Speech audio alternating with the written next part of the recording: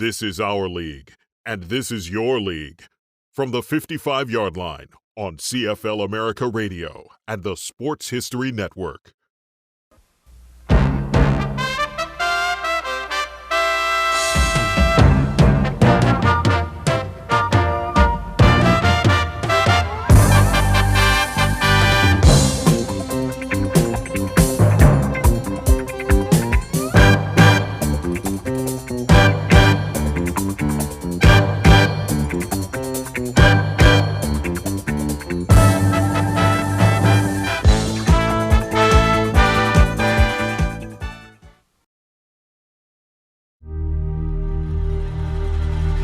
Of joy on the face of guys like Parker and Wilson. The greatest football fans in the world. It's an honor to present the Grey Cup to the British Columbia Lions. I don't think you realize the impact you have on people, communities. We're in this business all the time, and we just too often take it for granted. And so to us, it's every day, and but then when you go out into a community or you go to a function and you see the people, how they respond to you, how they associate with you, it makes you humble in the sense that, the BC Lions, somebody's been doing this for 60 years, and, hopefully the legacy that we leave is that when we had the responsibility of being the BC Lions, we've done a good job with it. From its first appearance on the professional field in 1953 to six-time Grey Cup champions, the BC Lions are leaders and heroes of our province, both on and off the field.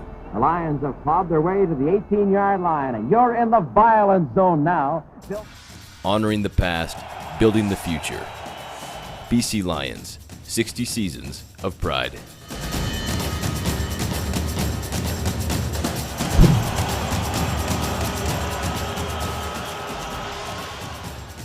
Six decades of greatness has set the stage for today's BC Lions.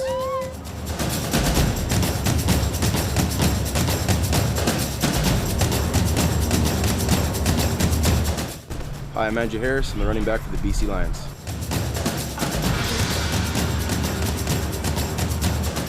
Hi, my name is Anton McKenzie, number 42, linebacker for the BC Lions. We practice often. A couple days before a game, we want to get 3 hard, good practices in. So I come in about half an hour, 45 minutes early. Usually after the week's game before, I'm pretty sore, and there's little things I want to work on, whether it's getting a massage or some treatment with the trainers or getting stretched out. We've got to get ourselves in position to block the most dangerous guys. We're working on different strategies. We're working on different schemes. We're watching our opponent, weaknesses, strengths.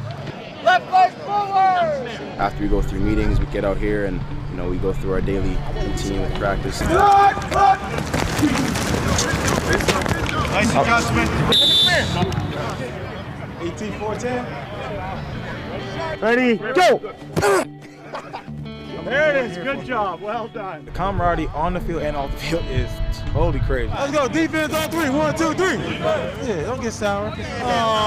On the field, we just as crazy and wild, and that's what brings us together, and that's how you play better.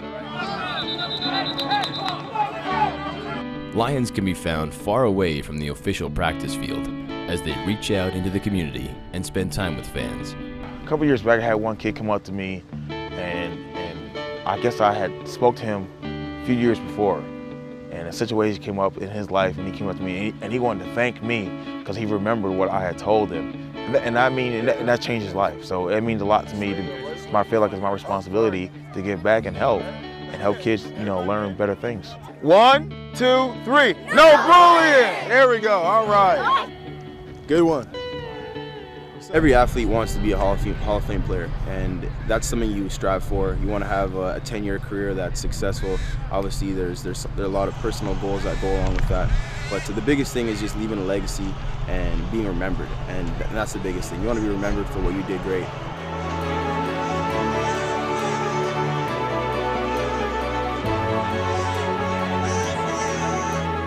Legendary player Jim Young was one of the best players the CFL had ever seen.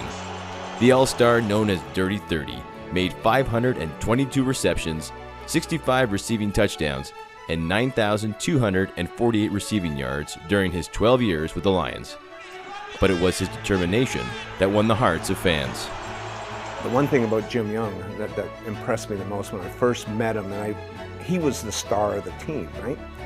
And they talk about tough players, and in those days we used to run and throw the ball. It wasn't just throwing the football, and he had all the passing records.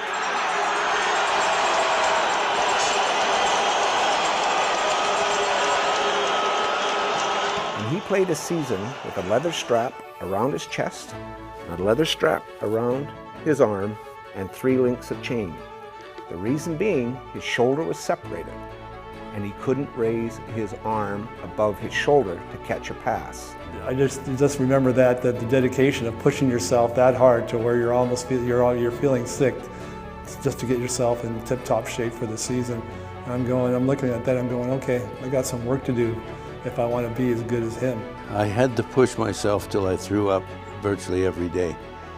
And I knew if I could do that, then the rest would be fairly simple. It took 21 years for the Lions to win another Grey Cup. The runner-up to the final 1985 game galvanized the province and inspired the players to victory. So 85 comes around, we're in the Grey Cup again. A very veteran team, but that's getting a little long in the tooth. Boy, that's a great job of concentration. That is concentration because it bounced right in his hands. The last 30 seconds, when we knew that we had won, I turned to my wife.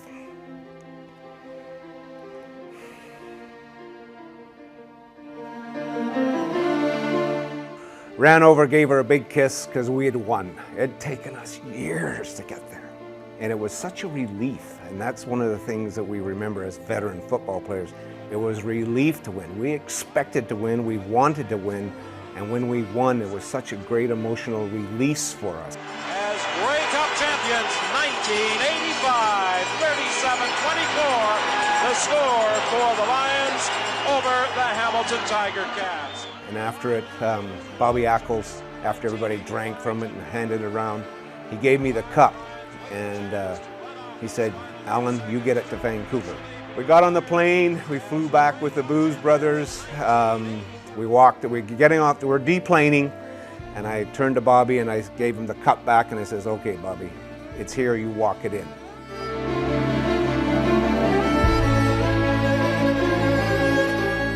Bobby Ackles' passion for British Columbia was played out during every Lions game. A tireless supporter of the community and die-hard Lions fan from the team's first days, he rose to the ranks to serve as president and CEO until his death on July 6, 2008. Growing up as a kid, Dad used to tell us his story as to how he became involved with the BC Lions, and you know, he skipped school from King Edward High School to run down to a practice site, and of course I think that was just off of Oak Street at 26th Ave, Braemar Park actually. And Anna Stukas was the head coach back in the day, and Dad would pull on his collar and say, "Hey, Stuk, I'd love to be a ball boy, or I'd love to be able to do anything for the club, and give me a job. Here I am," kind of thing. And he played football at the time, of course, and he had done that a few different occasions. And of course, Stuk said, "Okay, Bobby, why don't you be our first water boy?" So that's how his career started with the BC Lions Football Club back in 1953. He was a very quiet man, someone who worked really behind the scenes. Usually after every game, we played Friday night, and Bob would come in, usually around 8:39, and would sit down, talk a little bit about the game, and just talk generally, nothing too specific. And Bob's comment to me was, "Wally, I think we got things such that I can maybe take the weekends off and start enjoying life and enjoying, what I have and stuff." And then, Sunday morning at the office, I got a call that he had passed, right? So, I'm not saying it was prophetic or anything, but, it's to see Bob, the day before, really happy and really looking forward to enjoying life, and then for it to be taken away from him as quickly as it was, makes you realize that wherever you're at and whatever you're doing, you should really enjoy. I don't think that he ever really thought of himself as the person that would make the big difference. It's a team effort, and that's what the game of football is all about. it's about working together as a team and getting the right people on the team and the right group of characters together to be successful.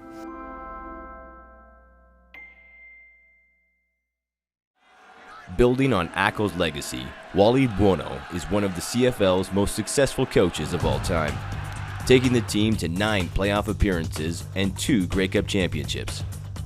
In 2012, a new coach took the reins. Mike Benevides' calculated style helped the team go 13-5 during the 2012 season, the most wins by a first-year head coach in team history. Wally was my coach at first. And I saw that side of Wally. He was the guru, the strong, silent type, and then to have Mike Benevides now, he's that rah-rah guy. He's it's almost like he's a player sometimes.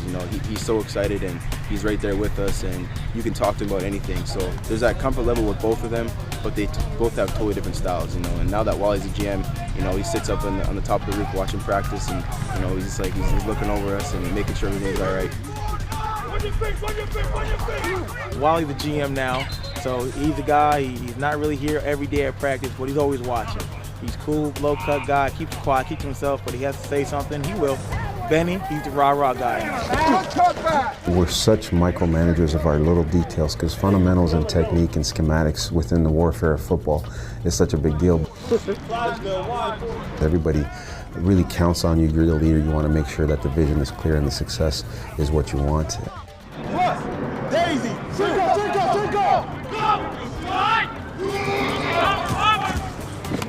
Every organization has gone through a lot of good and some unpleasant stuff, and for us, I think we have a responsibility to continue that tradition and to continue the process of giving the fans hope and giving the fans something to cheer about.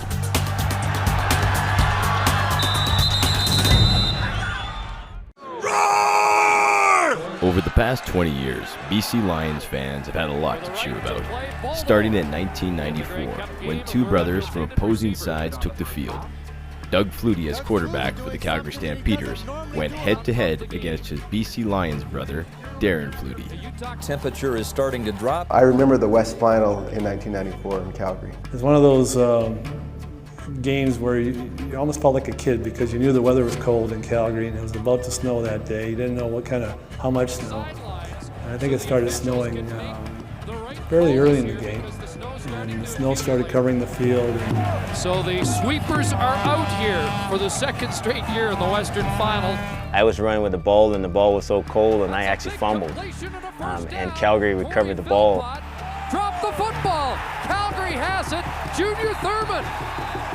And of course, the last drive, the snow is coming down, and Danny McManus is in there. The ball was a lot like I'm throwing a brick, and him completing that outstanding reception on the sideline to Darren Flutie and the catch that he came up with, and then. And what an amazing catch! I remember the last play that they called was a quick play, and it was a quick protection, so it was a quick drop, and then McManus completing the pass to Darren Flutie in the end zone for the win. Touchdown Lions! BC's going to the Grey Cup! And it didn't take long for us to realize we had won, and we're going to be going home to play the Grey Cup in 1994, and everybody started jumping up and down like little kids on the field, guys doing snow angels in the end zone, and in fact, I think the game ended without us kicking the convert because it was such chaos, and we went out there and pretended we kicked the convert just to make it official with nobody there on the field. Terrific team effort. One of the biggest games and biggest plays in Lions history is that Danny Mac to Darren Flutie touchdown. With the Stamps win behind them, the Lions became Canada's team. 1994 was the first Grey Cup to feature an American rival. 2nd and 2. Good hit. Well, the Grey Cup game in 1994 was awesome. It was one of those things where we came together as a family. Our whole team decided that, we were going to play together as Canadians, because back then in '94, Baltimore didn't have the ruling, so they didn't have to have Canadians. They played with all Americans. So we decided that day we were all going to be Canadians, and we were going to go out and we were going to win it for Canada. And with about 30 seconds to go in the game, you could hear the crowd. I could hear the crowd, chanting your name, the Lou chant going on the sidelines. And I was trying the best I could to concentrate on what I had to do. And even though I heard that on the sidelines, once I crossed onto the field, it was like, to me, it was dead silence, and just focused on, hey, I'm going to make this field goal and we're going to win the championship. And the snap from center was perfect, the hold by Darren Flutie was perfect, and the ball went down the middle, and we were champions.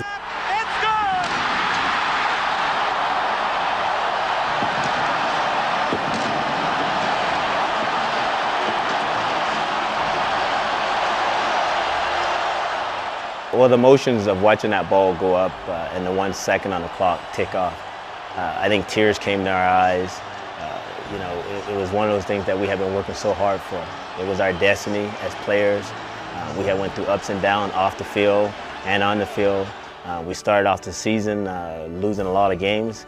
So, when you turn around and can go and play that kind of game and then come back and win it at a field goal and have a guy like Louis Pasaglia to kick the winning field goal for you, it was just great. Like I say, the tears was everywhere. From coast to coast, we welcome you back to McMahon Stadium in beautiful... A hometown hero and all-star kicker, Louis Pasaglia's last season went all the way to the Grey Cup as the Lions took the field against Montreal.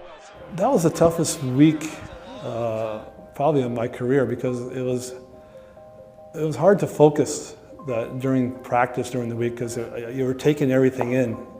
All the players, you're thinking all those thoughts of all the players you played with, the players that you're playing with now, and knowing you had to go out there and hopefully you'd help your team win and not go out on a high rather than on a low. 85 seconds away from a Hollywood ending.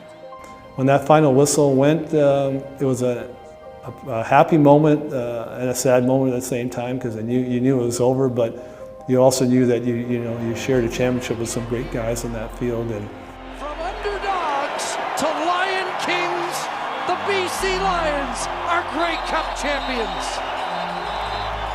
And I had my family in the stands, and we were there from day one, and they were watching, and I think they were proud of our team and of me and my career. And I think the toughest part was leaving the dressing room at the end of the night, because I think I was one of the last to go. And it's hard taking the shoulder pads off, but I took them off and took them home. It was tough leaving, but a happy way to leave. And the winning points were provided by Louis Pasaglia. 2011 marked Wally Buono's last Grey Cup as head coach. Travis Lulay was quarterback. Finally coming out of that tunnel and looking around, it was like a dream. It was a surreal experience. The biggest things I remember from 2011 is about Wally, specifically during Grey Cup week, was his confidence. He was so confident in us winning that football game. I remember in our pregame, or maybe it was the day before the game, he's addressing the team and saying, "Okay, guys, when we win this game, we're going to try to get a shot on the field with all the players." So he's just talking openly, like we knew we were going to win this football game. And I think that confidence really rubbed off on the team, and that's a big reason we all believed that we were going to find a way to get it done. He'll go out into the pattern. Lulay throwing deep downfield for Johnson behind coverage. Makes the catch at the 20. Makes the tackle. He's gone. Touchdown Lions. I didn't sense any pressure. I didn't. It was kind of like, I'm just coming to enjoy the game. And the BC Lions have brought it home. They're the 2011 Grey Cup champions.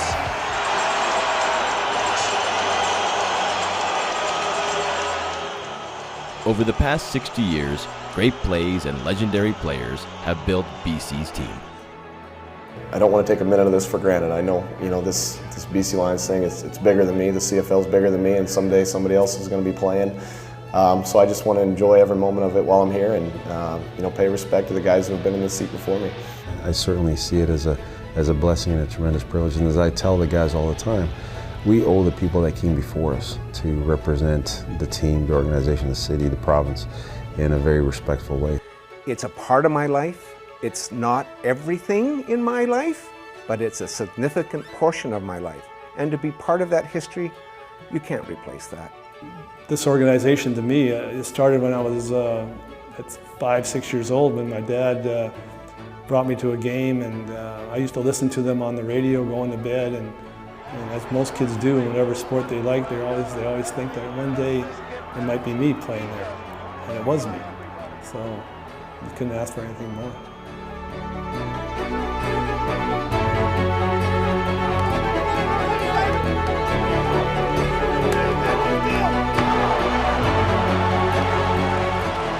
BC Lions, a team rooted in tradition, community, and a winning spirit.